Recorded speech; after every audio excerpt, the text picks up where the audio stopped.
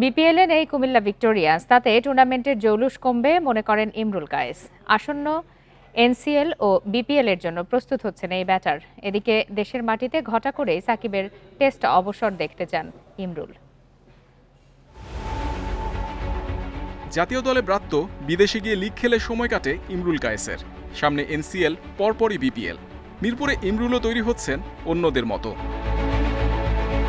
কুমিল্লা ভিক্টোরিয়ান্সের চেনামুখ ইমরুল। ফ্র্যাঞ্চাইজিটি বরাবরই পেশাদারিত্বের পরিচয় দিয়েছে। ভিক্টোরিয়ান্স আর নেই বিপিএলে, তাতে জৌলুস হারাবে কি? কুমিল্লার মতো ফ্র্যাঞ্চাইজি একটা আমি মনে করি যে বিপিএলে থাকাটা কিন্তু বিপিএলের জন্য ভালো, কারণ ওনারা এত বড় একটা দল এবং সবসময় ভালো টিম তৈরি করে, বড় বড় তারকা প্লেয়ার নিয়ে আসে। আমি মনে করি যে এটা ওই দিক থেকে যদি বলেন যে বিপিএলের কিছুটা হলে গ্ল্যামার একটু কমবে, মানে বিপিএল কুমিল্লাকে মিস করবে আমি মনে করি। যে ক্রিকেটারই গণমাধ্যমের মুখোমুখি হন, তার কাছে প্রশ্ন থাকে সাকিব প্রসঙ্গে। ইমরুলের চাওয়া, দেশ সেরার সাদা পোশাকে বিদায় হোক দেশের মাটিতে নির্বিঘ্নে।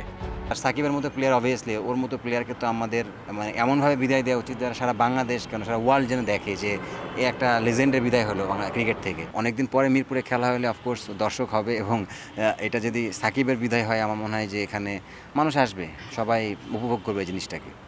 টাইগার ক্রিকেটে বিদায়ের সংস্কৃতি গড়ে ওঠেনি।